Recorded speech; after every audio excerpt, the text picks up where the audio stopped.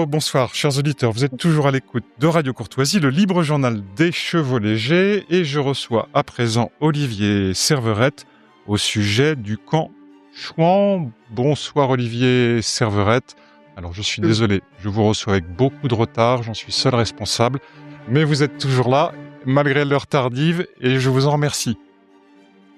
Merci à vous de me recevoir. Bonsoir à tous les auditeurs à cette fête qui m'est chère, la Sainte-Barbe, pour des raisons professionnelles jadis. Donc, une bonne Sainte-Barbe à tous. Ah ah, bonne Sainte-Barbe aux artilleurs, aux pompiers, aux sapeurs. J'en oublie sans doute, mais je ne serai pas indiscret avec vous, Olivier Serverette. Voilà, une très belle histoire pieuse que celle de Sainte-Barbe. Olivier Serverette, vous êtes le chef du camp Chouan. Voulez-vous nous dire ce qu'est le camp Chouan ? Alors, le camp Chouan, c'est un camp, une université d'été qui existe depuis l'année 1990. Donc, on est à la 35e édition. C'est un camp qui se déroule sur une petite semaine, toujours à la fin de juillet. Et c'est une formation qui s'adresse à tous, à toutes les personnes qui veulent servir le bien commun, et dans laquelle on se propose de faire découvrir la légitimité politique. Alors on dit la légitimité, on dit plus tellement le légitimisme, parce qu'on n'aime pas les mots en isme, évidemment, quand on est légitimiste ou quand on est un tenant de la légitimité. Comment définir, Olivier Serverette, la légitimité ? Oh, la légitimité, effectivement, c'est une notion qu'on préfère parce que c'est une notion plus large et plus haute, qui n'est pas partisane. La légitimité, c'est Guy Auger a l'habitude de dire que ce serait tout simplement de se soumettre au droit naturel des classiques, à la loi divine et de rechercher le bien commun, si on veut faire vraiment une définition très large et pas pesante. Mais c'est un principe politique ou c'est une règle d'édification personnelle ?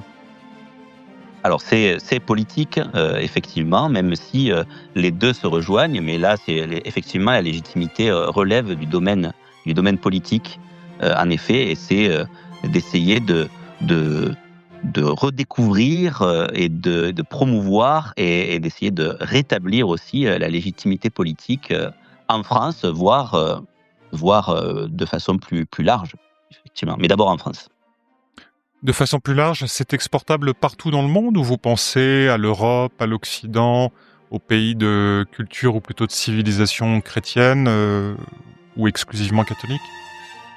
Alors, c'est une bonne question. La légitimité, elle est bonne pour tous les hommes, puisque c'est quelque chose qui est conforme au bien commun, hein. Donc le bien commun, qui serait, selon saint Thomas, l'inclination naturelle de la création dans son ensemble, en fait, hein, dont la communauté humaine, vers le bien qui est Dieu. Donc, dans l'absolu, c'est bon pour tout le monde. En revanche, elle peut prendre des formes différentes. On peut avoir donc, elle peut s'incarner de façon différente tout en étant bonne. Donc, il y a une légitimité qui pourrait être trouvée dans chaque communauté politique, dans chaque cité, mais elle prendrait une forme qui est propre à chacune. Et dans le cas de la France, ça prend nécessairement une forme monarchique, une forme royale. Alors, voilà, pour pas rester abstrait, effectivement, on pourrait parler donc de la France, et effectivement, la France s'est construite autour de ses rois, selon la célèbre phrase, et on a vu que dans l'histoire, le principe unitaire, le régime qui incarnait le mieux la légitimité en France, c'était la royauté. Mais si nous prenons l'exemple de certains de nos voisins, comme la Suisse par exemple, on peut voir que le régime qui leur a bien correspondu était le régime de confédération, qui étaient liés à leur géographie, à leur histoire, à leur culture. Donc effectivement, il peut y avoir une incarnation, une forme différente dans différents États qui servent tous à la légitimité. Mais en France, c'est la royauté traditionnelle qui a incarné cette légitimité, qui a servi le bien commun. Donc l'édition 2025 était déjà, Olivier Serverette, si je compte bien, la 35e. Il y aura une 36e édition l'été prochain. Le camp Chouan, c'est un centre de formation, c'est un ensemble de conférences ? Alors, très concrètement, le camp Chouan donc dure une petite semaine, comme je le disais. On peut dire qu'on vise 3 objectifs dans le camp Chouan. Le premier objectif, c'est un objectif de formation politique, donc qui regroupe des matières transversales, l'histoire du droit, un peu de philosophie et d'autres études d'ailleurs, qui peut s'organiser de 2 façons. Nous sommes soit en cellule d'études, des petits groupes dans lesquels on étudie les cahiers de l'université, qui est une forme de plaquette. Et puis nous avons des intervenants qui viennent faire des conférences, soit des intervenants extérieurs, type universitaire, soit des personnes du camp qui se sont lancées, qui ont étudié pendant plus d'une année pour nous présenter un sujet. Et c'est comme ça qu'eux aussi ils progressent en se formant. Donc c'est le premier axe, l'axe de la formation. Il y a un deuxième axe qui est très important pour nous, c'est de vivre, d'expérimenter comment on peut vivre dans la société traditionnelle. Je m'explique, c'est-à-dire que c'est un camp qui n'a pas qui ne vise aucune cible d'âge, donc ça démarre aux jeunes adolescents, ça finit à nos aînés. Hein, la doyenne qu'on a eue avec 88 ans il y a 2 ans, donc vous voyez, ça s'adresse à tout le monde. On veut vraiment que tout le monde puisse vivre ensemble. Et nous avons une façon de nous organiser avec le temps qui a mis en œuvre la responsabilisation de chacun. Donc chacun a une petite parcelle d'autorité, chacun s'inscrit dans ce grand ensemble un peu organique, et on se rend compte que c'est ça en fait qui va créer la convivialité.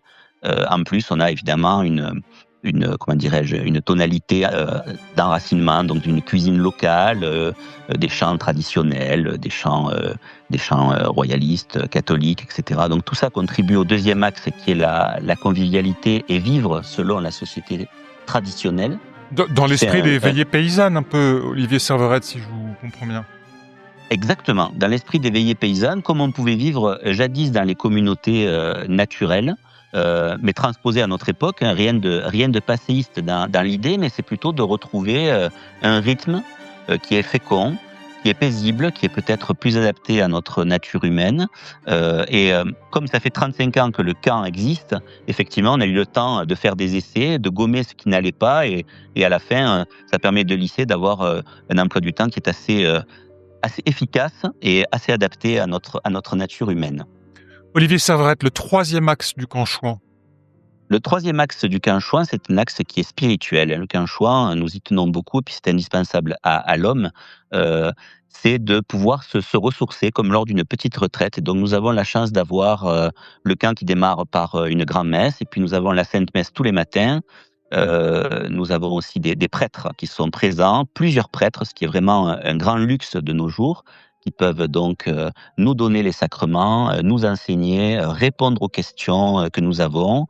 Nous faisons aussi le chapelet tous ensemble, tous les jours. Et donc il y a vraiment cette respiration spirituelle, ça permet de se ressourcer. Et puis, je l'ai pas trop dit pour l'instant, mais nous avons un public qui est vraiment disparate. Nous accueillons tout le monde au camp Chouan, et donc il y a des personnes qui sont en cours de catéchuménat, d'autres personnes qui sont en train de découvrir la religion catholique, d'autres personnes qui sont dans la religion catholique, mais nous avons tous besoin de prendre des moments comme ça où nous pouvons avoir une respiration spirituelle. Donc c'est le troisième axe qui est véritablement très important.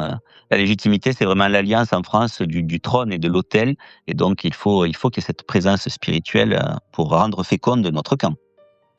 Et alors, sur quoi ont porté vos travaux de l'édition 2025 du camp Chouan, Olivier Serverette?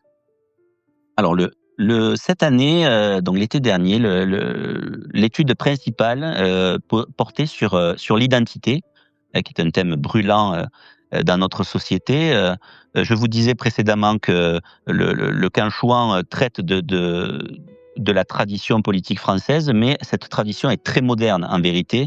Et donc, nous voulions, comme d'habitude, essayer de voir quels étaient les principes qui guidaient nos pères dans le passé au sujet de cette identité, et de les transposer à notre époque pour essayer de trouver des solutions. Et c'est ce qui s'est passé comme souvent. Donc, nous avons étudié ce thème de l'identité, qui est un thème véritablement brûlant dans la société. On découvre un certain nombre de choses qui sont très intéressantes. Par exemple, l'identité, cette question de l'identité est née avec la Révolution. Avant, personne ne se posait la question de l'identité. La raison qui vient à l'esprit, évidemment, c'est qu'on a commencé à se poser la question de l'identité quand on perdait notre identité, évidemment. Voilà, le genre de choses qu'on a pu étudier, par exemple. Et comment expliquer, vous dites que l'identité, le sujet politique, la question politique de l'identité naît dès la Révolution. Comment expliquer cette accélération et que cette notion, dont vous dites qu'elle est finalement assez ancienne, sans être traditionnelle, soit devenue aussi centrale, notamment politiquement et médiatiquement. Il y a tout de même une accélération depuis quelques années, alors au moins 10 ans, je pense, déjà. Oui, oui. Comment expliquer que cette notion est encore grandie en importance? Eh La bien, Révolution étant déjà assez ancienne, finalement. oui, oui, tout à fait. À mon sens, la question est née avec la Révolution quand effectivement les personnes se sont rendues compte qu'on avait touché à ce qui faisait l'unité, le lien entre les personnes, à savoir le roi, hein, ce qui faisait la qualité de français, la francité, c'était le lien de sujétion au roi et aussi de se soumettre à ses lois qui étaient elles-mêmes soumises au droit naturel et qui visaient le bien commun. Donc c'est ce qui faisait l'unité des Français. On comprend bien qu'il n'y avait pas grand-chose de commun entre un Breton, un Lorrain, un Provençal, un Gascon et un Auvergnat, par exemple. Ou même, si je pousse l'image plus loin, avec un Amérindien, puisque l'Amérique française existait à l'époque, ou les personnes dans les Antilles. Donc c'était ça qui faisait le lien, et donc on a commencé à réfléchir à l'identité quand notre identité finalement a été mise en péril.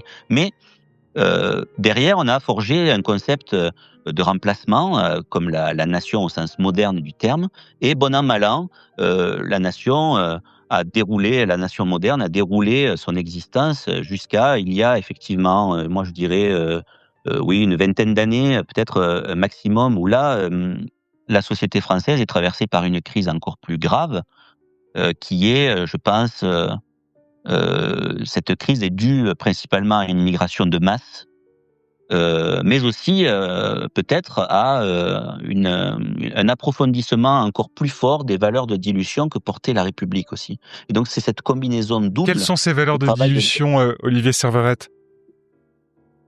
Eh bien, il y a un travail de déconstruction qui est fait à l'école, par exemple, sur notre histoire commune, sur ce qui fait... c'est pour résumer, pour ne pas... c'est la table rase chère aux révolutionnaires, tout simplement. Et donc, je dirais que cette politique de la table rase a été appliquée de façon continue, mais elle a mis du temps à détruire l'édifice ancien qui existait, et maintenant on se retrouve avec ce qui ressemble à des ruines quand même au niveau de notre culture, de notre identité. Je dirais, ce sont les causes internes, et puis il y a une pression, une poussée externe avec l'immigration qui importe des personnes qui n'ont pas notre identité, notre culture, et qui viennent en masse, et donc ça crée une tension. Et donc, nous, notre réflexion est venue de là. Comment régler cette tension par le haut, justement, en catholique, en personne traditionnelle, et est-ce que nos pères avaient la solution? Et la solution était dans nos livres d'histoire, effectivement. Pour en dire deux mots, mais il faudra mieux lire les cahiers, ce sera plus explicité, plus et plus fondé. Cahier téléchargeable sur le site de l'UCLF, de l'Union des cercles légitimistes de France. Mais je Voilà, vous ai vous pouvez coupé, les pardon. trouver. Non, non, je vous en prie, vous avez raison de le préciser. Vous pouvez les trouver sur le site viveleRoi.net directement, et puis ils seront aussi sur le site du Camp Chouan, donc campchouan.fr. Et sur campchouan.fr, on peut trouver les informations en vue de s'inscrire à l'édition 2026 du Camp Chouan. Exactement. Il y a tout ce qu'il faut. Il y a un bulletin d'inscription directement en ligne. Et si on n'aime pas les inscriptions en ligne, il y a aussi une adresse mail où on pourra communiquer après par téléphone. Donc tout est prévu pour quelle que soit votre sensibilité aux médias.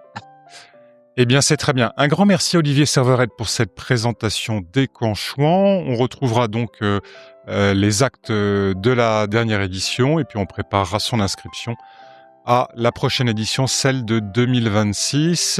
Merci beaucoup Olivier Serverette pour cette entrevue, et à bientôt sur le plateau de Radio Courtoisie. Au revoir. Merci pour votre invitation. Au revoir. Mes amis, si vous souhaitez faire une action pour nous soutenir, je vous invite à vous abonner à la chaîne pour ne pas manquer la prochaine sortie. Aimez et commentez la vidéo. Partagez-la et soyez un média de notre message. La fleur de lys refleurira. Dans les cœurs, elle s'ouvrira. Pour que vivent nos provinces, pays de France, vive Dieu et vive le roi, nos espérances. Que la grâce de Dieu soit avec vous. Et je vous dis à très bientôt sur la chaîne Vive le Roi, production